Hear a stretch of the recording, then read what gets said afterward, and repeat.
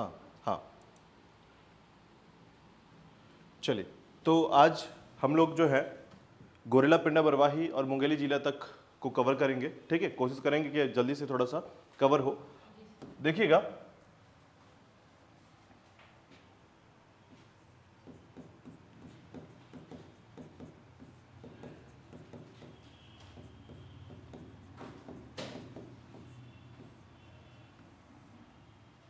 Gorilla, पिंडा, मरवाही जिला। ठीक है, तो देखिएगा गोरेला, पिंडा, मरवाही जिला का जो पहले इतिहास है वो थोड़ा समझते हैं। इसमें 4 मुख्य भूमि जो है समझ में आती है हमको। ठीक है, तो पहला है जो है इसका ऐतिहासिक भूमि,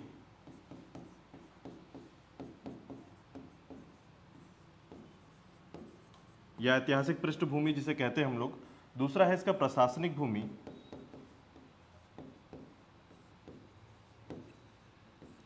और तीसरा है इसका सामाजिक क्षेत्र,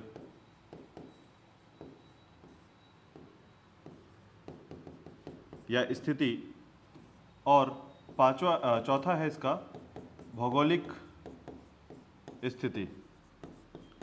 ये मुख्य रूप से किसी भी जिले के बारे में या किसी राज्य के बारे में अगर आप पढ़ते हैं तो उस राज्य का जो क्षेत्र है, ठीक है, उस राज्य के प्रति जो एक समझ है वो डेवलप हो जाता है इन 4 बिंदुओं को देखने पर। ठीक है, तो पहले तो ये समझिएगा कि इसका ऐतिहासिक और प्रशासनिक क्षेत्र क्या है। सबसे पहले तो देखिएगा गोरेला, पिंडा, मरवाही जो है, ठीक है, गोरेला, पिंडा, मरवाही बेसिकली इस नाम से नहीं जाना जाता था पहले। ठीक है, तो इसका पहला फोकस था कि आप इसको जिले के तौर पर जब तैयार किया जा रहा था तो पहले तो ये समझिएगा पेंड्रा नामकरण कैसे हुआ इसका। ठीक है, तो पेंड्रा नामकरण इसके पेंडारी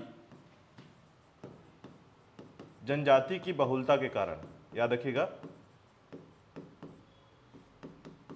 ठीक है, पेंडारी जनजाति की बहुलता के कारण इस जगह का नाम क्या पड़ा, पेंड्रा पड़ा है। ठीक है, दूसरी एक बात याद रखिएगा कि जब हम पेंड्रा की बात करते हैं तो पेंड्रा जनजाति एक्चुअली पेंडारी जनजाति करती क्या थी, क्या था कहानी इसके बारे में, तो याद रखिएगा ये भी एक प्रकार से लूटपाट की जनजाति थी। ठीक है, जो अपने लूटपाट किए हुए जो संसाधन थे या जो साधन थे या जो भी बहुमूल्य चीजें थी वो यहीं लाकर इकट्ठा करते थे।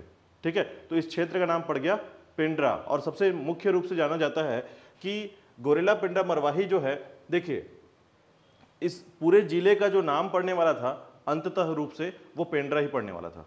ठीक है, लेकिन गोरेला और मरवाही का नाम इसमें इसलिए जोड़ा गया क्योंकि मरवाही जो है एक प्रशासनिक महत्व रखता है यहाँ पर। ठीक है, यानी कि एक विधानसभा क्षेत्र होने के कारण इस जगह के जो लोग हैं उसको महत्वपूर्ण रूप से या वोटर के रूप से देखा गया, और इस तरीके से देखा गया कि यदि हम केवल पेंड्रा नाम से शब्द से इसको जोड़ते हैं, ठीक है, तो कहीं ना कहीं मरवाही का जो असर है वो कहीं कम होगा। ठीक है, तो याद रखिएगा इसका नाम पड़ा पेंड्रा। ठीक है, लेकिन जिले के तौर पर ये देखिएगा, अब इसके इतिहास को मैं थोड़ा लेके चलता हूं।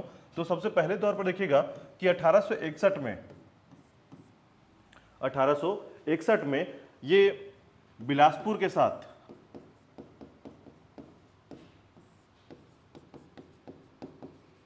ये बिलासपुर के साथ इसका गठन हुआ, यानी कि बिलासपुर के साथ ये रहा, मिलकर रहा, लेकिन यहां पर इसे पेंड्रा, गोरेला, मरवाही के नाम से नहीं जाना जाता था। ये जाना जाता था किस क्षेत्र के नाम से, एक सह क्षेत्र के नाम से जाना जाता था। ठीक है, लेकिन इसका महत्व बहुत ऐतिहासिक है, बहुत इंपॉर्टेंट है। अगर आप देखेंगे कि बाकी जिलों के हिसाब से तो आप देखेंगे शुरुआती दौर से यहाँ पर रियासती असर देखने को मिलता है। जैसे अगर आप इसको देखेंगे तो आपको जानकारी होगा कि जो पेंड्रा है ये छत्तीसगढ़ के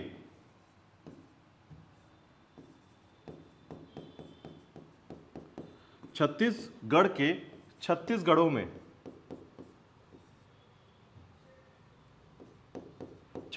में से एक है।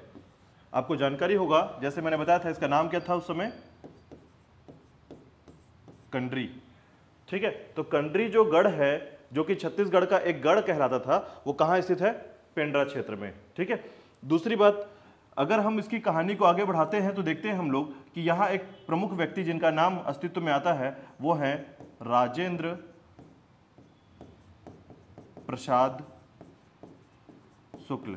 राजेंद्र प्रसाद शुक्ल, ठीक है, तो राजेंद्र प्रसाद शुक्ल के लिए थोड़ी सी कहानी को याद रखिएगा।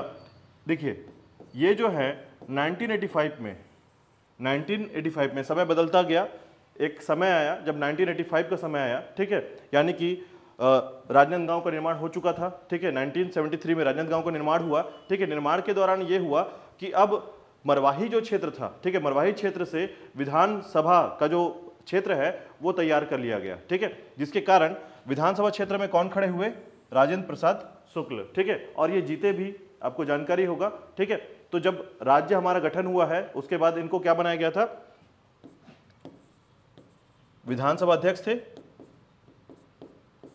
ठीक है। तो विधानसभा अध्यक्ष बने थे हमारे छत्तीसगढ़ के पहले विधानसभा अध्यक्ष हैं राजेंद्र प्रसाद शुक्ल, ठीक है। तो इनका जो क्षेत्र था ये मरवाही क्षेत्र से ही खड़े हुए थे और इन्होंने पूरा कोशिश किया कि किसी ना किसी तरीके से गोरेला पेंड्रा मरवाही, या आज जिसको हम 3 नामों से जानते हैं, उसको कहीं ना कहीं एक जिला बना दिया जाए, ठीक है। यानी जिला गठन की मांग शुरुआत से ही हो चुकी थी और ये सबसे पहला जो समय है 1985, इस समय को सबसे इंपॉर्टेंट माना जाता है, ठीक है, क्योंकि इसी समय इसकी शुरुआत जो है एक कहीं जोर तोड़ तरीके से होना स्टार्ट हुआ था, ठीक है। इसके बाद देखिएगा, जैसे ही 1985 की बात आती है, 1985 में कोशिश किया गया, लेकिन कोशिश जो है ये कोशिश ही रह गया, इसका कोई परिणाम नहीं निकला, ठीक है। लेकिन इसके बाद जब आता है 1998, ठीक है, तो 1998 में आपको जानकारी होगा कि बिलासपुर के पुनर्गठन हुई, ठीक है। यानी कि कोशिश तब भी की गई थी कि बिलासपुर के पुनर्गठन जब किया गया तो पुनर्गठन करने के बाद यहां से 2 जिले बने आपके, कोरबा और जांजगीर चांपा। कोरबा और जांजगीर चांपा 2 जिले बने यहां पर। 1998 बिलासपुर पुनर्गठन के अधीन बना, ठीक है। इसके बाद देखिएगा, जैसे ही फिर से तैयारी स्टार्ट की गई कि 1998 के बाद कोशिश किया गया कि कोशिश ये रहेगा कि राज्य के बनने के बाद कम से कम गोरेला पेंड्रा मरवाही बन जाए, ठीक है। तो आपको जानकारी होगा कि राज्य के बनने के बाद, यानी सन 1 नवंबर सन 2000, तो ये समय आया और इस समय के बाद आपको जानकारी होगा कि यहां पर भी वही स्थिति बनी रही, ठीक है। तो यहां पर सबसे पहला कोशिश किसने के द्वारा किया गया था? तो अजित प्रमोद जोगी, ठीक है, याद रखिएगा। तो मुख्यमंत्री थे, पहले मुख्यमंत्री बने, ठीक है, छत्तीसगढ़ के पहले मुख्यमंत्री बने। और अगर हम मरवाही को देखें तो उसे कांग्रेस का गढ़ कहा जाता था, यानी कि सबसे पहले अगर अजित प्रमोद जोगी के जो क्षेत्र बना वो मरवाही बन गया था, ठीक है। लेकिन इससे पहले राजेंद्र प्रसाद शुक्ल का वो क्षेत्र था, ठीक है। और इन्होंने कोशिश किया था कि किसी तरीके से गोरेला पेंड्रा मरवाही जो है अब जिला बनकर तैयार हो जाए और उसका अपना एक अस्तित्व बने, ठीक है। अब इसी के साथ देखिएगा कि सन 2000 के आसपास भी इसमें घटना नहीं घट पाई, या फिर तैयारी के साथ सिर्फ एक बात रह गई या घोषणा के नाम पर एक शब्द रह गया कि गोरेला पेंड्रा मरवाही को जिला बनाया जाएगा, ठीक है। तो अजित प्रमोद जोगी भी यही चाहते थे कि किसी तरीके से ये एक जिला बन जाए, ठीक है। कोशिश किया उन्होंने भी, लेकिन चूंकि अकेले व्यक्ति की कोशिश से ये जिला नहीं बन सकता, याद रखिएगा। जब तक पूरा का पूरा जो पार्टी है, जब तक पूरा सरकार है उस पर काम ना करे तब तक ये जिला नहीं बन सकता, ठीक है। तो कोशिश फिर से चलता रहा और चलने के बाद देखिएगा कि सन 2012 में बिलासपुर का फिर पुनर्गठन करना प्रारंभ किया गया, 2012 में, ठीक है। तो 2012 में जब पुनर्गठन किया बिलासपुर का, तो इससे क्या बना? आपका मुंगेली बन गया, फिर से गोरेला पेंड्रा मरवाही जो है नहीं बन पाया, ठीक है। अंततः याद रखिएगा, अंततः जब हम घोषणा को देखते हैं, यानी कि जब कांग्रेस सरकार पुनः आती है, देखिए पहले कांग्रेस सरकार थी सबसे शुरुआती दौर पर, ठीक है, यानी छत्तीसगढ़ के निर्माण के बाद कांग्रेस सरकार यहां पर स्थायित्व में आई, ठीक है, और मुख्यमंत्री बने आपके अजित प्रमोद जोगी, ठीक है। लेकिन 3 साल के बाद जैसे 2003 समाप्त होता है, ठीक है, 2003 समाप्त होता है तो यहां पर भाजपा सरकार आ जाती है और लगभग लगातार 15 सालों तक उनका सरकार बना हुआ था यहाँ पर। और 15 सालों के बाद अचानक से तख्ता पलटता है और उसके बाद चुनाव में कौन जीतता है? कांग्रेस सरकार वापस जीतता है और जो सीएम हैं भूपेश बघेल और नए सीएम बनकर आते हैं, ठीक है। तो जब नए सीएम भूपेश बघेल आते हैं तो इन्होंने घोषणा कर दिया, कब? 15 अगस्त 2019 को, ठीक है, इन्होंने घोषणा किया। और आपको जानकारी हुआ कि इसी समय जो है कोरोना का प्रकोप जो है प्रारंभ हुआ था, है ना, कोरोना का प्रकोप प्रारंभ हुआ। तो हमने ये देखा कि एक ऐसा जिला जिसे वर्चुअलिटी के रूप पर या वर्चुअल तरीके से इसको गठन किया गया, ठीक है, लैपटॉप में इसका इनॉग्रेशन किया गया या फिर ऐसा समझिए कि इसकी शुरुआत की गई। तो ये समय था आपका 10 फरवरी 2020 में गठित हुआ, ठीक है। गोरेला पेंड्रा मरवाही 10 फरवरी 2020 में गठित हुआ। और ये किस दिन हुआ है इसको भी थोड़ा सा याद रखिएगा।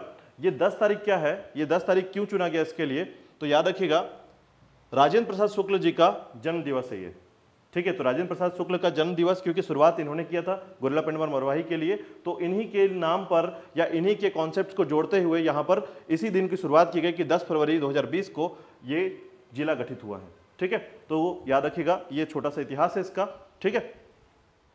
अब इसका प्रशासनिक क्षेत्र देखें तो प्रशासनिक क्षेत्र के अनुसार देखिएगा चूंकि ये जिला जो है अपने आप में एक अलग अस्तित्व रखता है, ठीक है। कारण क्या है, कारण ये है कि ये जिला समझिएगा कि जब हम इस जिले को देखते हैं तो कहीं ना कहीं ये बिलासपुर की छवि को रखता है, ठीक है, या बिलासपुर के क्षेत्र की छवि जब रखता है तो उसके साथ इसकी जो प्रशासनिक स्थिति है, ठीक है।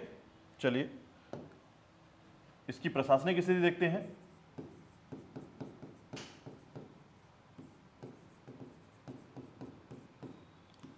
तो सबसे पहले देखिएगा कि इसका जो क्षेत्रफल है, ठीक है, इसका क्षेत्रफल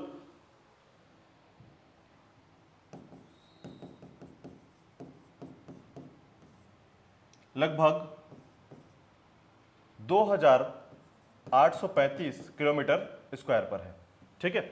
इसका जो क्षेत्रफल है लगभग 2835 वर्ग स्क्वायर पर है, ठीक है। यानी कि काफी बड़े हिस्से को इसको अलग किया गया, ठीक है। बहुत बड़े हिस्से को, यानी बिलासपुर का एक बड़ा हिस्सा जो है अब अलग हुआ है, ठीक है। दूसरी बात याद रखिएगा, यहाँ की जनसंख्या लगभग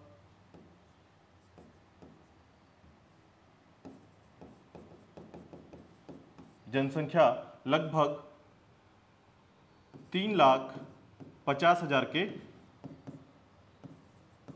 पास है, 3,50,000 के आसपास है, ठीक है। अब इसके साथ देखिएगा यहां पर बाकी क्षेत्रों में, यानी जो इस स्थिति में चूंकि ये 2020 को बना है तो इसके हिसाब से अगर सही गणना हम देखें, ठीक है, कहने का मतलब है कि सही गणना के तौर पर देखें तो इसकी सही गणना अभी नहीं आ पाई है, ठीक है। वर्तमान में भी इसकी सही गणना नहीं है। जो सरकार जो है अंदरूनी रूप से बिलासपुर के क्षेत्रों को अलग करके जो गणना कर पा रही है, हम उसी को देख रहे हैं यहाँ पर, ठीक है। आने वाले समय में जब जनगणना होगी तो प्रॉपर इसके क्षेत्र में जानकारी मिल पाएगी, ठीक है। तो देखिएगा क्षेत्रफल के अनुसार का हिस्सा देखिएगा और इसके बाद जनसंख्या का हिस्सा देखिएगा। इसके बाद देखिएगा कि यहाँ पर जो पॉपुलेशन है, पॉपुलेशन के हिसाब से यहाँ की जो लिंगानुपात है, ठीक है, वो 980 है, लिंगानुपात 980, ठीक है। और साक्षरता भी यहां पर याद रखिएगा 68% की साक्षरता है, ठीक है। तो साक्षरता जो है 70 से कम है, 70% से कम है और लिंगानुपात 980 के आसपास है, ठीक है। बात करते हैं यहाँ के तहसीलों की, तो तहसीलों में आपको जानकारी होगा कि यहाँ पर 3 नाम आप याद रख सकते हैं। पहला तहसील, दूसरा विकासखंड। ये दो पहले तो याद रख लीजिएगा कि इन दोनों के स्तर पर तीनों नाम ही दोनों में काम करते हैं, जैसे गोरेला, पेंड्रा और मरवाही। गोरेला, पेंड्रा, मरवाही जो है तीनों के तीनों तहसील भी हैं, विकासखंड भी हैं और साथ ही साथ जनपद भी हैं, ठीक है। तो तहसील, विकासखंड, जनपद तीनों के तीनों के अंतर्गत आते हैं, ठीक है। इसके अलावा देखिएगा यहां का विधानसभा क्षेत्र, तो विधानसभा क्षेत्र के तौर पर इसे जाना जाता है, एक विधानसभा क्षेत्र है मरवाही, ठीक है। तो याद रखिएगा एकमात्र जिला, यानी छत्तीसगढ़ का एकमात्र जिला केवल यहां पर ही एक विधानसभा क्षेत्र है, बाकी सभी जिलों में क्या है, एक से अधिक विधानसभा क्षेत्र मिलेंगे आपको, यहीं पर केवल एक विधानसभा क्षेत्र है, ठीक है। नाम है मरवाही और ये है एसटी कैटेगरी का क्षेत्र, ठीक है। इसके बाद अगर इसका हम लोकसभा क्षेत्र देखें तो ये लोकसभा क्षेत्र याद रखिएगा, देखिए विधानसभा क्षेत्र और लोकसभा क्षेत्र में क्या अंतर है थोड़ा सा आपको बताया तो इसमें समझिएगा कि विधानसभा क्षेत्र राज्यों के द्वारा, ठीक है, या राज्यों के लिए जो विधायक खड़े होते हैं वो विधानसभा क्षेत्र में जाते हैं। यानी अगर आप पहले जो प्रत्याशी हैं वो जीत जाते हैं तो विधायक बनते हैं और ये विधायक कानून बनाने के लिए कहाँ बैठते हैं, विधानसभा में। लेकिन देश के लिए क्या होता है, देश के लिए अगर कोई प्रत्याशी खड़ा होता है तो देश के स्तर पर खड़ा होगा तो उसे हम कहेंगे सांसद, और ये सांसद बैठता है कहाँ पर, लोकसभा में, ठीक है, तो दोनों में अंतर होता है, याद रखिएगा, विधानसभा और लोकसभा में। लोकसभा एक बड़ी इकाई है, विधानसभा एक राज्य की सबसे बड़ी इकाई है। ठीक है, आप उस तरीके से थोड़ा सा याद रखिएगा। इसके बाद देखिएगा, तो कुछ विधानसभाओं को मिलाकर एक लोकसभा क्षेत्र बनाया जाता है, ये याद रखिएगा। ठीक है, कुछ विधानसभा क्षेत्र को मिलाकर एक लोकसभा क्षेत्र, ये कुछ इस तरीके का समझ सकते हैं आप कि देखिए कि यदि अगर हम लोग सबसे छोटी इकाई देखते हैं तो हम क्या बोलते हैं, गांव सबसे छोटी इकाई होती है, ग्राम पंचायत जिसको कह सकते हैं या गांव कह सकते हैं यहां पर। ठीक है, तो ग्राम पंचायत एक से अधिक ग्राम पंचायत को मिलाकर, पहले देखिएगा 1000 की जनसंख्या को मिलाकर हम ग्राम पंचायत बनाते हैं, तो एक से अधिक ग्राम पंचायतों को मिलाकर यानी 5 ग्राम पंचायतों को मिलाकर हम क्या बनाते हैं, जनपद पंचायत मिलाते हैं, और 10 या 10 से लेकर अधिक को लेकर हम जिला पंचायत बनाते हैं। ठीक है, जिला पंचायत से जुड़कर बनता है आपका विधानसभा। ठीक है, विधानसभा से जुड़कर बनता है आपका लोकसभा। इस तरीके से जुड़कर ये जो क्षेत्र है या फिर जो सूचक क्षेत्र है ये सभी ग्रोथ करते हैं ऐसा। ठीक है, तो याद रखिएगा लोकसभा क्षेत्र जो है इसका कोरबा क्षेत्र के अंतर्गत आता है। ठीक है, यानी जो इसका विधानसभा है मरवाही, ये कोरबा क्षेत्र के लोकसभा के अंतर्गत आता है। ठीक है, तो याद रखिएगा कोरबा क्षेत्र के अंतर्गत। ठीक है, कोरबा क्षेत्र के अंतर्गत ये शामिल होता है। ठीक है, क्लियर रहेगा। चलिए इसके बाद देखिएगा जो सबसे इंपॉर्टेंट है इस क्षेत्र में वो है यहाँ की जो जितनी नए, अगर हम लोग चीज़ों को देखते हैं, यहाँ के नए सारे कॉन्सेप्ट को देखते हैं, तो उसमें आपको एक बात समझ में आएगा कि जो लोकसभा आपका जो प्रशासनिक क्षेत्र है ये बहुत मजबूत सिर्फ कहाँ पर है, तो आपको दिखेगा केवल मरवाही का जो क्षेत्र है। ठीक है, इसमें बहुत ज़्यादा मजबूती है और वर्तमान में पोटेंशियल ज़्यादा होने के कारण यहाँ पर धीरे धीरे औद्योगिक क्षेत्र का विकास हो रहा है। ठीक है, कहने का मतलब है कि यदि अगर आप इससे पहले पेंड्रा गोरेला मरवाही का क्षेत्र जाते और वहाँ के जमीन का जो रेट है, ठीक है, यानी वहाँ पर स्तरीय रूप से आप पूछते कि जमीन का क्या प्राइस चल रहा है यहाँ पर, तो आपको बहुत कम प्राइस का जानकारी मिलता। लेकिन आज वर्तमान स्थिति में यहाँ की स्थिति इतनी मजबूत हो चुकी है कि यहाँ के सड़क के किनारे आसपास जो है उद्योगों का या नए नए जो इंडस्ट्रियल एरिया है वो डेवलप हो रहे हैं अपने आप। ठीक है, तो वर्तमान की स्थिति इसकी बदल रही है। तो ये समझिएगा कि यहाँ का प्रशासनिक स्थिति के बाद थोड़ा सा मैप पे देखते हैं। देखिएगा मैप का थोड़ा क्रम देखते हैं इस पे।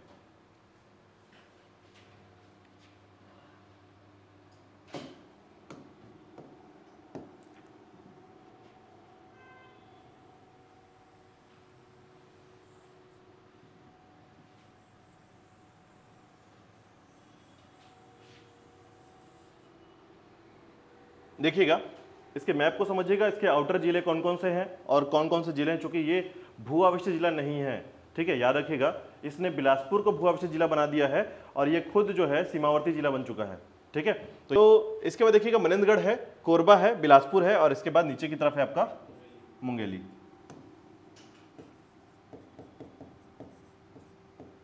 ठीक है, लगभग मनेंद्रगढ़, कोरबा, बिलासपुर और मुंगेली का क्षेत्र आ गया इसके पास। ठीक है, याद रखिएगा। तो इस तरीके से देखिएगा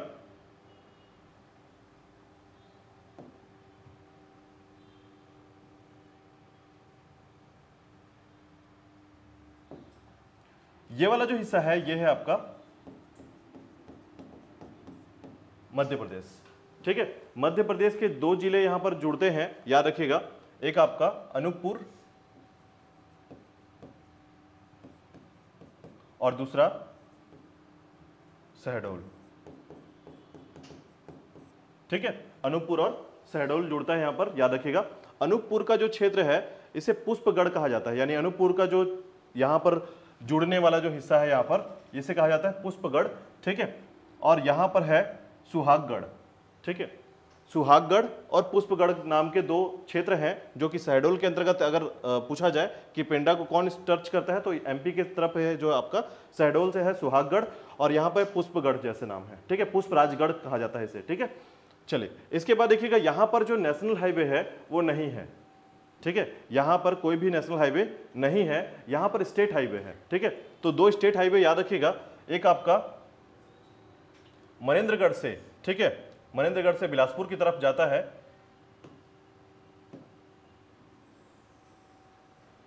मनेंद्रगढ़ से बिलासपुर। ठीक है, इसे कहते हैं SH8।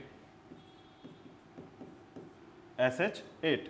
ठीक है, और दूसरा याद रखिएगा जो कि मध्य प्रदेश की तरफ से आता है और कोरबा की तरफ निकल जाता है, इसे कहते हैं SH4, ठीक है, SH8 और SH4, ठीक है, याद रखिएगा। इसके बाद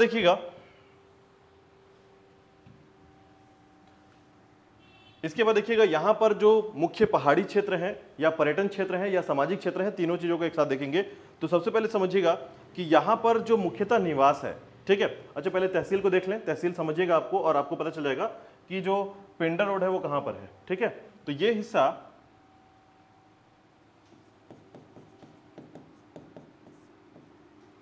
गोरेला है, ठीक है, ये हिस्सा गोरेला है और ये हिस्सा कहलाता है मरवाही, ठीक है।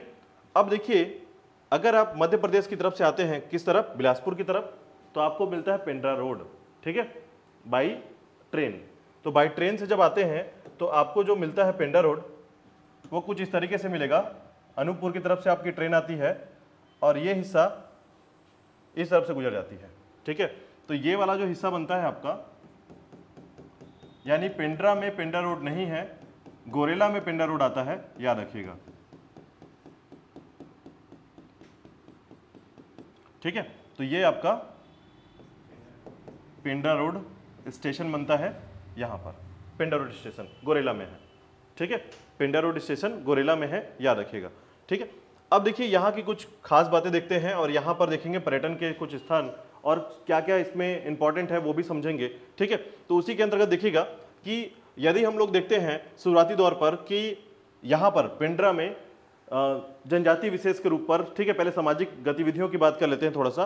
तो देखिएगा, सामाजिक गतिविधियों में आपको यहाँ पर एक बोली दिखेगी, जिसमें आप देखेंगे कि यहाँ पर जो बोली बोली जाती है, ठीक है, सामान्य तौर पर वो रिवाड़ी बोली बोली जाती है। यानी पेंड्रा में आप रिवाड़ी बोली बोलने या सुनने के लिए आदी हो जाएंगे अगर आप यहाँ पर जाएंगे तो, ठीक है। अधिकांश लोग जो है मध्य प्रदेश से जुड़े हुए लोग हैं यहाँ पर, ठीक है, सीधे अनूपपुर, रीवा, सतना, इस तरफ के जो लोग हैं वहां पर अधिकांश निवास करते हैं। लेकिन मुख्यतः देखेंगे आप तो इसका जो असर है वो बिलासपुर के क्षेत्र से बिल्कुल करता है, ठीक है। तो यहां पर देखिएगा, इस पूरे क्रम पर सामाजिक रूप से गतिविधि को देखेंगे, सामाजिक गतिविधियों को देखेंगे, तो आपको एक बात समझ में आएगी कि यहाँ पर जो, अगर हम लोग मानव बसाहट की बात करते हैं, ठीक है, तो मानव बसाहट में मध्य प्रदेश का असर बिल्कुल आपके पेंड्रा में होता है और काफी बड़ी मात्रा में होता है, ठीक है। लेकिन अगर हम जनजाति की बात करते हैं तो यहां पर मुख्यतः जनजाति जो है वो निवास करती है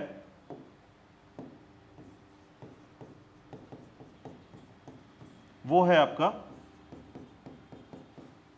बैगा जनजाति, ठीक है। तो मुख्य रूप से बैगा जनजाति यहां निवास करते हैं, याद रखिएगा, जो दत्तक पुत्र कहलाते हैं राष्ट्रपति के, ठीक है, राष्ट्रपति के दत्तक पुत्र के रूप से जाना जाता है बैगा जनजाति को, ठीक है। और दूसरी बात याद रखिएगा कि हमारे पूरे छत्तीसगढ़ में, ठीक है, हमारे पूरे छत्तीसगढ़ में एकमात्र जिला है जो अनुसूचित जिला क्रम पे सबसे पहला अनुसूचित जिला है, ठीक है, अनुसूचित जिला, याद रखिएगा, पूरे छत्तीसगढ़ के 33 जिलों में पहला अनुसूचित जिला आपका कहलाता है ये, ठीक है। तो याद रखिएगा क्यों कहलाता है, तो देखिए आपको जानकारी होगा कि हमारे छत्तीसगढ़ जो है ये 85 आदिवासी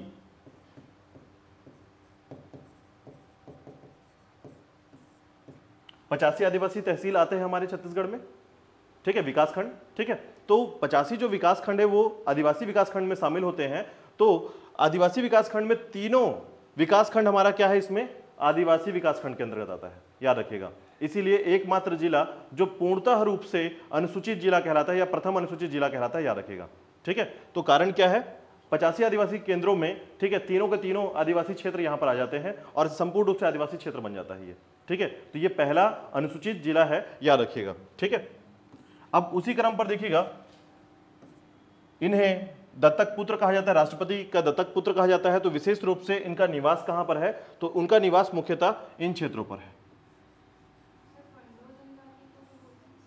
हाँ, पंडो जनजाति को बोलते हैं। देखिए, पंडो जनजाति को गोद लिया गया है, ठीक है, हाँ, वो गोद लिया गया है, लेकिन बैगा जनजाति को अनुशासन के तौर पर, यानी कि संविधान के तौर पर यह बताया जाता है, ठीक है। देखिए, गोद लेने की जो परंपरा है, ठीक है, ये संवैधानिक रूप से नहीं है, मतलब लेंगे चाहे नहीं लेंगे, लेकिन अब जो है इस तरीके से होगा कि बैगा जनजाति जो है पूर्णतः रूप से राष्ट्रपति के दत्तक पुत्र के तौर पर जाने जाते हैं, ठीक है। और पंडो जनजाति क्यों है, पंडो जनजाति की याद रखिएगा, वो केवल राजेंद्र प्रसाद के लिए है, मतलब वो केवल हमारे पहले राष्ट्रपति के लिए है कि राष्ट्रपति जी ने गोद लिया था। लेकिन राष्ट्रपति केवल अगर आप शब्द सुनते हैं तो इसका मतलब है कि जितने राष्ट्रपति आएंगे वो सभी यहां पर उनके दत्तक पुत्र कहलाएंगे, ठीक है। ये समझ में आ रहा है बात? ठीक है, चलिए तो ये देखिएगा यहां पर मुख्यतः जो है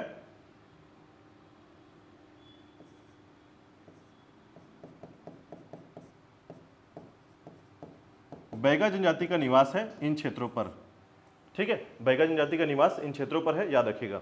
ठीक है, इसके बाद देखिएगा सामाजिक तौर पर यहां पर सर्वाधिक जो प्रणाली है, ठीक है, त्यौहार हैं या जितने त्यौहार आप देखेंगे तो सभी त्यौहार बिलासपुर से क्षेत्र से जो त्यौहार मनाए जाते हैं सेम वैसे ही आपको इस क्षेत्रों में भी त्यौहार मिलेंगे। ठीक है, कहने का मतलब है छेरछेरा, ठीक है, अगर गंगा दशहरा मनाया जाता है तो गंगा दशहरा क्षेत्र है। ठीक है, उसी के बाद आपका कर्मा है। ठीक है, तो विभिन्न प्रकार के जो त्यौहार आपके बिलासपुर क्षेत्र से बिलोंग करते हैं वो सभी लगभग यहाँ पर देखने को मिल जाते हैं। ठीक है, नृत्य भी वैसे ही मिलेगा आपको, गीत शैली भी वही मिलेगा। तो जनरली आपको थोड़ा सा जो डिफरेंस मिलता है या अंतर मिलता है वो क्या मिलता है, मध्य प्रदेश के सीमावर्ती होने के कारण। ठीक है, मध्य प्रदेश के सीमावर्ती होने के कारण थोड़े से आपको पारंपरिक वेशभूषों बोली में थोड़ा अंतर दिखेगा, यही आपका डिफरेंस है केवल। ठीक है, छत्तीसगढ़ से जो अलग आपको इस जिले में देखने को मिलेगा। ठीक है, बाकी पहाड़ों की बात करेंगे तो 4 मुख्य पहाड़ है यहाँ पर। ठीक है, जैसे सबसे पहले आप याद रखिएगा कि अनूपपुर का जो क्षेत्र है, इन क्षेत्रों पर आपको जानकारी होगा कि यहाँ पर है अमरकंटक का पहाड़। ठीक है, तो अमरकंटक का हिस्सा जो है आपके मध्य प्रदेश में भी है और थोड़ा सा पेंड्रा क्षेत्र में भी आ जाता है। ठीक है, इसके बाद देखिएगा इन क्षेत्रों को कहते हैं, मरवाही का ये क्षेत्र है, ये कहते हैं ये जुड़ा हुआ है आपके कोरबा के क्षेत्र से और ये कहलाता है आपका पलमा चोटी।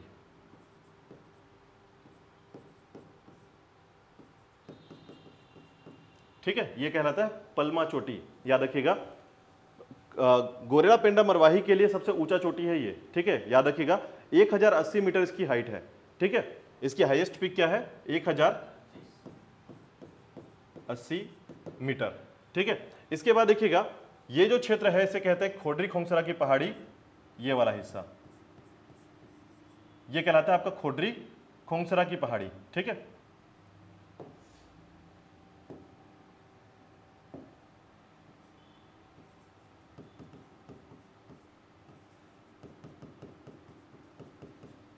खोडरी खोंगसरा की पहाड़ी, और यहां से आपकी एक नदी निकलती है जिसे आप कहते हैं अरपा नदी। ठीक है, तो अरपा नदी जो है याद रखिएगा ये निकलती है पेंड्रा गोरेला मरवाही से। ठीक है, खोडरी खोंगसरा की पहाड़ी से, पहले ये बिलासपुर से निकलती थी जब तक ये ज्वाइंट था। ठीक है, लेकिन अब वर्तमान में क्या है, खोडरी खोंगसरा की पहाड़ी पेंड्रा से निकलती है, याद रखिएगा, और 100 किलोमीटर की लंबाई है। ठीक है, जनरली। इसके बाद देखिएगा कि यहां से अगर हम लोग देखें अमरकंटक को थोड़ा देखते हैं। ठीक है, और एक पहाड़ और थोड़ा सा याद रखिएगा, इसे कहते हैं घाट बहरा। घाट बहरा की पहाड़ी। ठीक है, घाट बहरा की पहाड़ी ये मरवाही तहसील के अंतर्गत आता है। ठीक है, अब देखिएगा थोड़ा सा मैं पहाड़ों के बारे में थोड़ी जानकारी दे दूं आपको, तो पर्यटन के तौर पर या भौगोलिक स्थिति के तौर पर इसको याद रखिएगा। ठीक है, तो अगर अमरकंटक की बात करते हैं तो इसका विस्तार जो है आपका मध्य प्रदेश और छत्तीसगढ़ के दोनों क्षेत्रों में आता है। ठीक है, बहुत कम विस्तार छत्तीसगढ़ में है, लेकिन चूंकि अमरकंटक का जो क्षेत्र है इसका कुछ विस्तार है, इसलिए आप इसको जानकारी में रखेंगे। तो यहां से याद रखिएगा 2 नदियां प्रवाहित होती हैं अमरकंटक के पहाड़ से, 2 मुख्य नदियां निकलती हैं। 2 मुख्य नदियां, एक नदी है आपकी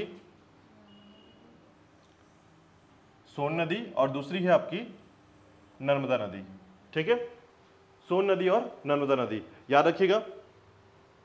अब देखिएगा यहीं पर देखिएगा कि कुछ ऐसी नदियां भी हैं जो छोटी छोटी नदियां हमारे पेंड्रा से निकलती हैं। ठीक है, पेंड्रा से कुछ छोटी नदियां भी निकलती हैं जो इसके अस्तित्व मानी जाती हैं। ठीक है, तो उन क्षेत्रों में, ठीक है, उन क्षेत्रों में कुछ नदियों के नाम भी थोड़ा सा याद रखिएगा जहां पर नदियों का जो क्रम है, ठीक है, इन नदियों का क्रम है उनको जाना जाता है। तो देखिएगा नर्मदा नदी जो है ये आपके पश्चिम की ओर बहने वाली नदी है और सोन नदी जो है आपका उत्तर की ओर बहने वाली नदी है, जो कि गंगा नदी अपातंत्र का हिस्सा बनती है।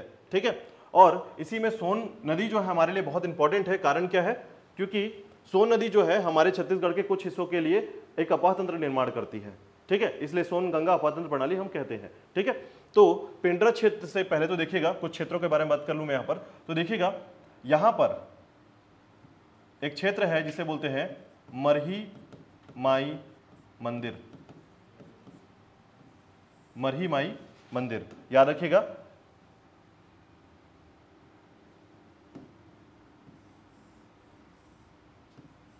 ठीक है, मरही माई मंदिर। इसके बाद देखिएगा यहां पर है आपका राजशेरगढ़, राजशेरगढ़, ठीक है। तो याद रखिएगा इन दोनों का अस्तित्व बहुत इंपॉर्टेंट है, मतलब इन क्षेत्रों में इन दोनों का अस्तित्व काफी बड़ा इंपॉर्टेंट है। इसको दोनों के बारे में थोड़ा बात करते हैं, देखिएगा। तो मरही माई मंदिर का जो कॉन्सेप्ट है उसको थोड़ा समझिएगा, ठीक है। 1984 में क्या घटना घटी थी, आपको जानकारी होगा कि नर्मदा एक्सप्रेस ने एक खड़े डिब्बे को ठोक दिया था, ठीक है। यानी एक खड़ा जो मालगाड़ी था उसको ठोक दिया था। काफ़ी बड़े मात्रा में जनधन की हानि हुई थी इस समय, ठीक है, 1984 में। और उस 84 की जो घटना घटी, उस घटना के तौर पर आज भी अगर आप जाएंगे इस रूट पर जाइएगा, ठीक है, तो इस रूट पे जाएंगे तो यहाँ पर आज भी क्या है, बहुत पुराने डब्बे पड़े हुए हैं, रेलवे बोगी के पूरे टुकड़े पड़े हुए हैं, मतलब स्थिति से साथ आज भी उसको साफ नहीं किया गया, वो धीरे धीरे खुद क्षरण हो रहा है उसका, ठीक है। तो वो हिस्सा क्या था, एक्सीडेंट को बताता है उस जगह का, कि जो यहाँ पर हिस्से पे एक्सीडेंट हुआ था, ठीक है। नर्मदा एक्सप्रेस जो आपको जनरली पता होगा, नर्मदा एक्सप्रेस का नाम सुनाइए, ठीक है। हाँ, तो ये इंदौर तक लास्ट उसका स्टॉपेज होता है नर्मदा एक्सप्रेस का। तो अब जो वो नर्मदा एक्सप्रेस है बिलासपुर से जाती थी, कहाँ पर, इंदौर में जाती थी, और यहाँ पर उसका एक्सीडेंट हुआ। एक्सीडेंट होने के बाद ये बात तय की गई कि यहाँ पर एक मंदिर की स्थापना करनी चाहिए, ठीक है। काफ़ी बड़ी मात्रा में लोगों की हत्या, मतलब हत्या नहीं, मौत हुई थी यहाँ पर, ठीक है। तो उस मौत को देखते हुए यहाँ के जो वन विभाग है, ठीक है, यहाँ का जो वन विभाग है और रेलवे विभाग है, इन्होंने संयुक्त रूप से ये घोषणा किया कि यहाँ पर एक मंदिर का निर्माण करेंगे, और उस निर्माण का परिणाम है मरही माई मंदिर, याद रखिएगा, ठीक है। तो मरही माई मंदिर का निर्माण किया गया और आज बहुत प्रभुत्व रूप से जाना जाता है इनको, ठीक है। चलिए, इसके बाद देखिएगा राजशेरगढ़, ठीक है। तो राजशेरगढ़ याद रखिएगा, इसे छत्तीसगढ़ का मेघालय कहा जाता है, ठीक है, इसे छत्तीसगढ़ का मेघालय कहा जाता है। कारण क्या है, ये 3000 फीट में, ठीक है, याद रखिएगा 3000 फीट की हाइट पे स्थित है, ठीक है। जैसे मेघालय को आप देखेंगे तो पहाड़ों के ऊपर बसा हुआ राज्य आपको दिखेगा मेघालय, ठीक है। तो यहां पर भी राजशेरगढ़ क्या है, 3000 फीट के ऊपर स्थित है। तो इसे छत्तीसगढ़ का दूसरा अमरकंटक, या ये कह सकते हैं भारत का दूसरा अमरकंटक भी कहा जाता है, छोटे तौर पर, ठीक है। तो कारण क्या है इसका कहने का, कारण यह है कि जैसे अमरकंटक आप जाते हैं तो अमरकंटक जाने का जो सबसे बड़ा अस्तित्व है वो क्या है कि सूर्योदय और सूर्यास्त देखना, ठीक है। सूर्योदय और सूर्यास्त देखने के लिए जो बातें समझ में आती है वो राजशेरगढ़ से भी आपको वही चीजें आपको देखने को मिलेगा, ठीक है। तो यही कारण है कि भारत का दूसरा अमरकंटक के नाम से भी इसे कहा जाता है, ठीक है। तो याद रखिएगा राजशेरगढ़, ठीक है, 3000 फीट की हाइट पर स्थित। और इंपॉर्टेंट क्या है, इंपॉर्टेंट है कि वर्तमान में राज्य सरकार के द्वारा इसे भी पर्यटन के तौर पर विकसित किया जा रहा है, ठीक है। तो राज्य सरकार द्वारा इस पर क्या कर रहे हैं, काम किया जा रहा है। राजशेरगढ़ का नाम याद रख लीजिएगा, ये शब्द जो है हमसे छूट जाता है तो हमारी जानकारी इस पर विलुप्त हो जाती है। कम से कम नाम याद रखेंगे। राजशेरगढ़ कहाँ पर स्थित है, आपके गोरेला पेंडा मरवाही में। अगर आप तहसील पूछेंगे तो गोरेला तहसील के अंतर्गत स्थित है, ठीक है, राजशेरगढ़। चलिए, इसके बाद देखिएगा, इसके बाद यहां से हम आगे बढ़ते हैं, पेंड्रा के पास आते हैं। तो पेंड्रा से देखिएगा, इस रूट पर पेंड्रा जो क्षेत्र है, ठीक है, तो पेंड्रा क्षेत्र पर आप देखेंगे तो मैंने बताया था कि पेंड्रा का नाम जो है पिंडारियों के कारण पड़ा है यहाँ पर पेंड्रा का नाम, ठीक है। और यहाँ पर आप याद रखिएगा कि घाट बहरा जो क्षेत्र है, ठीक है, इसी क्षेत्र के पास एक जगह है जिसे कहा जाता है गोढ़ा, ठीक है। गोढ़ा एक जगह है, नाम याद रखिएगा गोढ़ा, ठीक है। तो यहां पर याद रखिएगा बाबा पाठ का मंदिर, ठीक है। यहां पर याद रखिएगा बाबा पाठ का मंदिर है। और ये मंदिर क्या है आप समझिए, आपको बता दूं कि ये जनजातियों का कुल देवता मंदिर है या कुल देव का मंदिर है। और ये कुल देव कैसे हैं आपको बता दूं तो एक घोड़े पर सवार एक प्रतिमा है जो प्रतिवर्ष, ठीक है, जो प्रतिवर्ष नहीं प्रतिदिन जो है ये कहीं निकल जाता था अपने आप, ठीक है। कहने का मतलब है ये जो प्रतिमा है आज आपके घर के पास है तो कल किसी और के घर के पास, या हो सकता है किसी और जंगल में, मतलब इस तरीके से विचरण करता था। इसलिए वर्तमान में इसे जंजीर से बांध के रखा हुआ है। इस मंदिर में आप जाएंगे तो मंदिर में जंजीर से पूरा बंधा हुआ एक प्रतिमा है, ठीक है। इसे कहा जाता है बाबा पाठ मंदिर, ठीक है। तो ये कुल देवता का मंदिर है, याद रखिएगा। और ये कुल देवता जो है जंजीर से बंधे हुए आज भी वर्तमान में बंधे हुए, ताकि ये खिसके ना, ठीक है। जनरली खिसक जाते थे या कहीं चले जाते थे, ठीक है, वापस लेके आते थे, फिर बांध के रखे हैं। अब वर्तमान में लगातार बांध के रखे हुए हैं, ठीक है, हाँ, प्रतिमा को, ठीक है। तो ऐसी स्थिति है। तो अब आप इस अनोखे तरीके के जो कॉन्सेप्ट्स हैं उसमें आप कुछ भी समझ सकते हैं, क्योंकि लोगों के द्वारा देखा गया है। अब ये दो तरीके के हो सकते हैं, या तो कोई उठा के ले जाता होगा और कहीं रख देता होगा, ठीक है, या फिर ये स्वयं चलते होंगे, ये दो ही चीजें हो सकती हैं, ठीक है। लेकिन हम जो जानकारी के हिसाब से चल रहे हैं उनके हिसाब से हम वहां के जो लोग किंवदंती हैं, ठीक है, उसके हिसाब से हम इसको मान के चलेंगे। तो याद रखिएगा जगह का नाम है गोढ़ा, हाँ ठीक है, गोढ़ा, और ये घाट बहरा के पास का क्षेत्र है, ठीक है, याद रखिएगा। इसके बाद आप पलमा चोटी का थोड़ा सा याद रख लीजिएगा कि पलमा चोटी जो है, ठीक है, गोरिल्ला पेंड्रा मरवाही का सबसे ऊंचा पीक है या हाईएस्ट चोटी है, यहाँ का 1080 मीटर इसकी हाइट है, ठीक है, पलमा चोटी। चलिए इसके बाद देखिएगा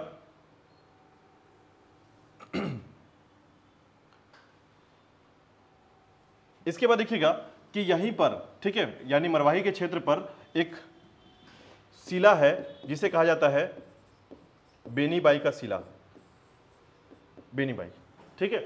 तो इसका स्वरूप जो है याद रखिएगा ये बहुत इंपॉर्टेंट है, ठीक है। स्वरूप क्यों इंपॉर्टेंट है इसको समझिएगा।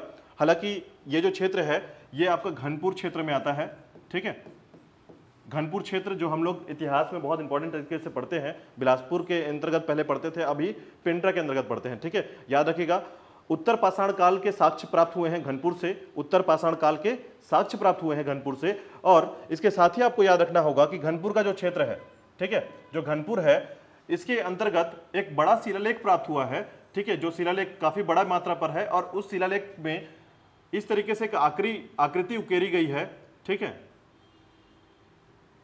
कुछ इस तरीके का आकृति उकेरा गया है। और ये आकृति जो है देखने से, अगर आप सामने से जाएंगे देखने के लिए, तो आपको समझ में आएगा कि जैन धर्म के किसी तीर्थंकर का, ठीक है, जैन धर्म के किसी तीर्थंकर का यह आकृति है। लेकिन यहाँ के जो लोग कहते हैं वो कहते हैं कि ये बेनीबाई का आकृति है, ठीक है, मतलब यहाँ के लोग जो है इसे बेनीबाई माता के नाम से जानते हैं और इसकी पूजा करते हैं, ठीक है। लेकिन अगर आप जाएंगे तो आप इसको किस तरीके से देखेंगे, बिकॉज इसका क्या अस्तित्व है, तो इसके जो बाहु हैं वो काफी लंबे हैं, ठीक है, बाहु काफी लंबे हैं, इसे अज्ञान बाहु भी कहा जाता है, ठीक है, अज्ञान बाहु भी कहा जाता है। तो बेनीबाई याद रखिएगा घनपुर के पास का स्थित एक क्षेत्र है, ठीक है, और इसे जाना जाता है बेनीबाई क्षेत्र के नाम से, ठीक है, हाँ बेनीबाई, हाँ ठीक है, बेनीपाट भी कहते हैं, बेनीपाट भी कहा जाता है, ठीक है। यदि आपसे पूछा जाए कि पेंड्रा गोरिल्ला मरवाही में पाट प्रदेश का कौन सा क्षेत्र आता है, या पाट प्रदेश जैसे, या फिर सबसे हाईएस्ट क्षेत्र कौन सा है, तो पहले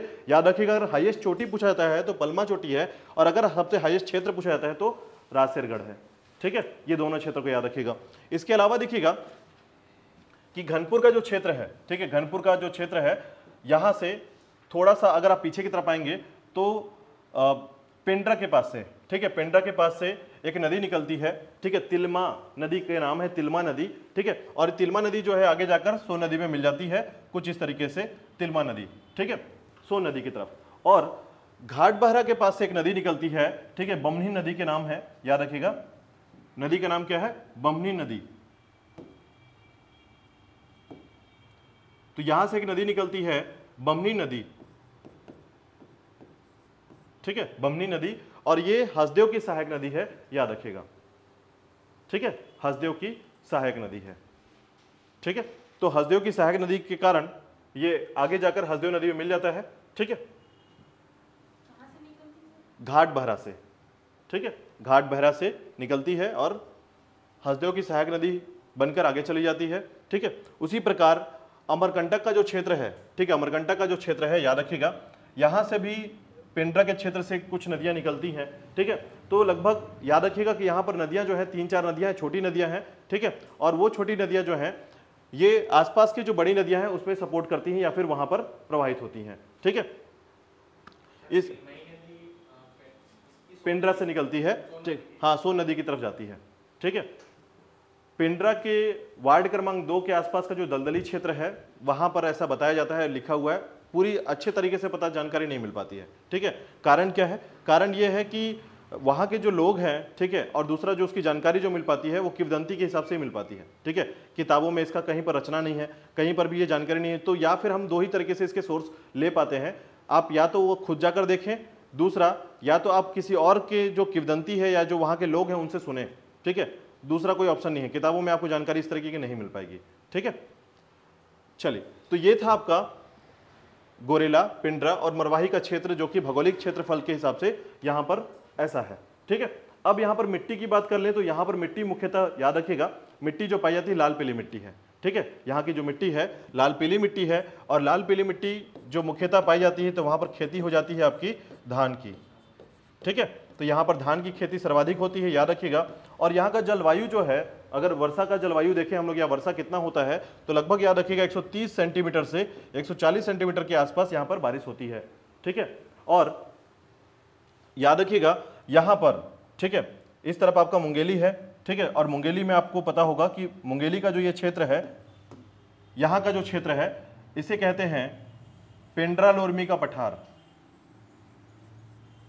ये कहलाता है पेंड्रा लोरमी का पठार। ठीक है, तो पेंड्रा लोरमी का पठार का हिस्सा याद रखिएगा, मुंगेली में इसे लोरमी का जो क्षेत्र कहते हैं, और इसको आपका इधर का क्या कहते हैं, पेंड्रा कहते हैं। तो पेंड्रा लोरमी का पठार का विस्तार कुछ इस तरीके से है। ठीक है, जिसे कहते हैं पेंड्रा लोरमी का पठार। ठीक है, इसके बाद देखिएगा यहां पर जलवायु जो है ये उष्णकटिबंधीय उपाद्र है। ठीक है, उष्णकटिबंधीय उपाद्र की तरीके से यहां पर जलवायु है। लेकिन इसके साथ यहां पर याद रखिएगा कि यहां पर साल वनों का जो क्षेत्र है, साल और सरई, जिसे हम सरई कहते हैं, ठीक है, सागौन कहते हैं, इन सभी वृक्षों की अधिकता यहां पर पाई जाती है। ठीक है, साथ ही साथ देखिएगा अगर मैं कुछ इसके इतिहास की बात करूं तो इसके इतिहास भी हमारे लिए बहुत इंपॉर्टेंट रहा है। ठीक है, जिसका समय था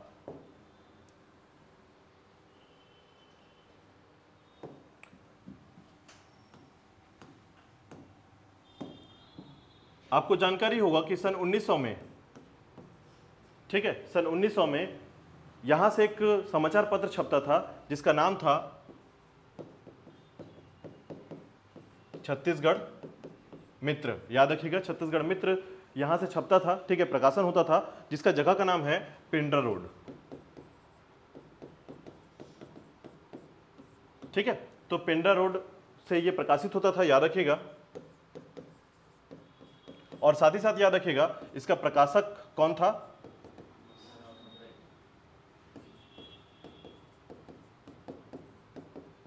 माधव राव सप्रे। ठीक है, माधव राव सप्रे इसके प्रकाशक थे, और इनके सहयोगी का नाम किसी को पता है?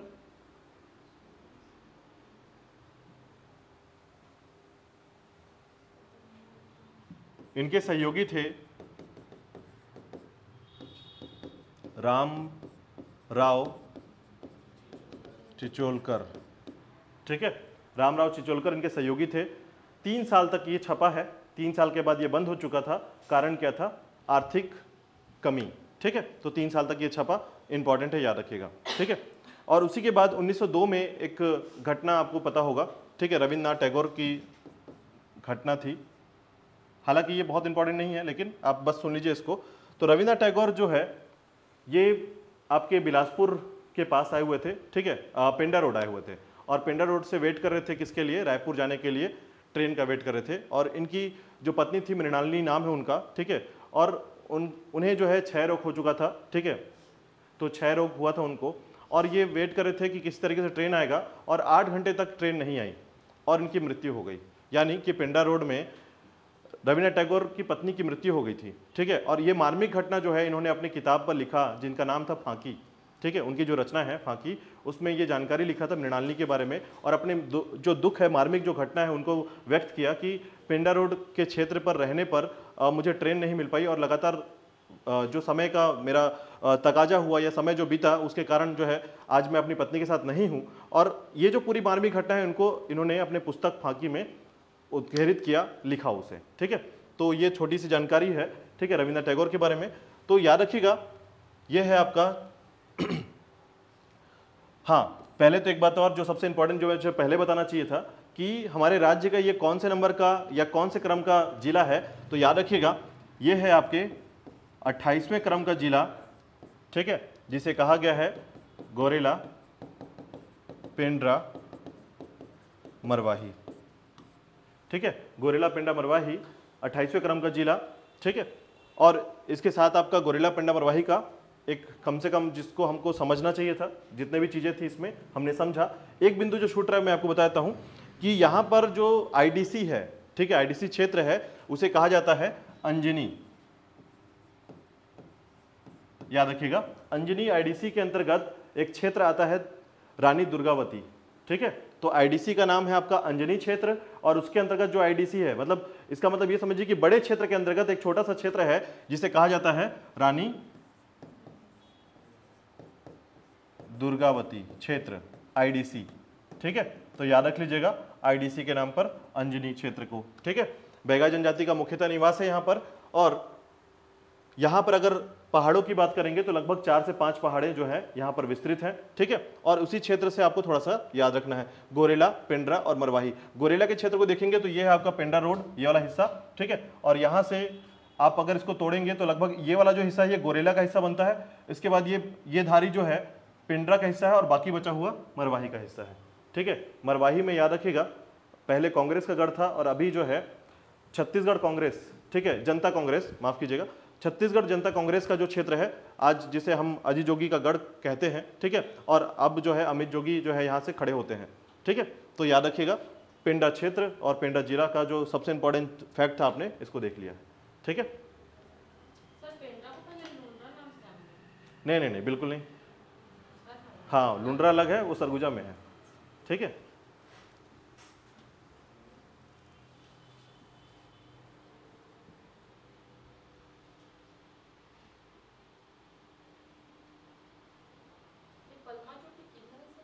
पलमा चोटी जो है आप कोरबा की तरफ देखेंगे तो कोरबा की तरफ आपको देखने को मिलेगा, ठीक है।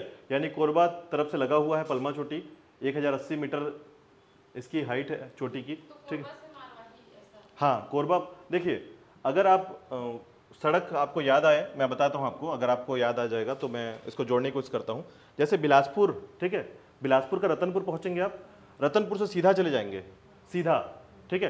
तो सीधा जाएंगे तो सीधा जाने के बाद आपको ये वाला जो रूट है गोरेला का मिलेगा। पहले आप गोरेला प्रवेश करते हैं, ठीक है, और गोरेला प्रवेश करते हैं तो ये जो बिलासपुर और पेंड्रा है, तो आपको जानकारी होगा कि यहाँ पर एक घाट पड़ता है, ठीक है। उस घाट के बाद फिर आप आगे बढ़ेंगे तो आपको कलमी आम या ऐसे कुछ नाम है, ऐसा कुछ नाम आपका पड़ता है बीच में, ठीक है। मुझे थोड़ा नाम याद नहीं आ रहा है। वो जैसे ही प्रवेश करेंगे आप पेंड्रा की तरफ प्रवेश करना चालू करते हैं, और पेंड्रा के पास देखिए गोरेला के पास से एक रूट पड़ता है जो यहाँ से कट कर यहाँ निकालता है। यानी आप शॉर्टकट यहाँ से ले सकते हैं, अगर शॉर्टकट चाहते हैं तो शॉर्टकट भी मिलता है इस पर, और या तो फिर आप सीधे पेंड्रा पहुँच जाते हैं, ठीक है। तो इस रूट पे देखिएगा ये पेंड्रा का रूट है, और यहाँ से फिर आपको रेलवे स्टेशन जाना होता है, तो यहाँ से आप रेलवे स्टेशन चले जाते हैं, ठीक है। और यदि आप उसी रूट पे आगे सीधे चले जाएंगे तो मनेंद्रगढ़ निकल जाते हैं, ठीक है। और अगर आप पेंड्रा से इस तरफ कट गए, यानी वहाँ पर जो जगह है उस जगह से आप मुझे नाम थोड़ा सा याद नहीं आ रहा है इस जगह का, कि पेंड्रा के पास से एक 2 रूट बनता है यहाँ पर, ठीक है, SH4 का, और उसके द्वारा आप इधर यानी कोरबा की तरफ आप निकल जाते हैं, ठीक है। तो ये एक तरीके से देखेंगे तो ये पूरा SH है, इसमें नेशनल हाईवे एक भी नहीं है, ठीक है। उसकी नहीं पलमा, हाँ अगर ये पूछता है तो बहुत बेसिक सा क्वेश्चन है ये कि पलमा चोटी किस जिले में है। जनरली पलमा चोटी किस जिले में है ऐसा नहीं पूछेगा, ये बहुत सरल हो जाएगा। ये पूछ सकता है कि एक तरफ पूरी चोटियों का नाम लिखा हुआ रहे और एक तरफ पूरा हाइट लिखा रहे, कुछ इस तरीके का हो सकता है, ठीक है। तो ये क्वेश्चंस को थोड़ा टफ बनाने का तरीका है, ठीक है, क्योंकि जनरली क्या है, लगातार आप 20 सालों से छत्तीसगढ़ को पढ़ रहे हैं। कारियाम, हाँ कारियाम बाद में पड़ता है, घाट पहले पड़ता है, ठीक है। तो कारियाम उसके बाद आता है और घाट पहले पड़ता है उसका, ठीक है। तो जैसे ही आप घाट को देखेंगे, घाट पर एक मंदिर है, ठीक है, और मंदिर के बाद जैसे आप आगे बढ़ेंगे तो कारियाम क्षेत्र पड़ता है उस पर, ठीक है। और कारियाम के बाद जैसे ही आप प्रवेश करते हैं तो वहां पर लिखा मिलेगा कि आप पेंड्रा का जो जिला है वहां पर प्रवेश करते हैं उस पर, ठीक है। चलिए तो देखिएगा, ये था आपका गोरेला पेंड्रा मरवाही, ठीक है। और उसके बाद हम लोग चलिए भूगर्भिक जो संरचना थी उस पर थोड़ा बात करते हैं, ठीक है। और उसके बाद आपका टेस्ट जो है वो होगा।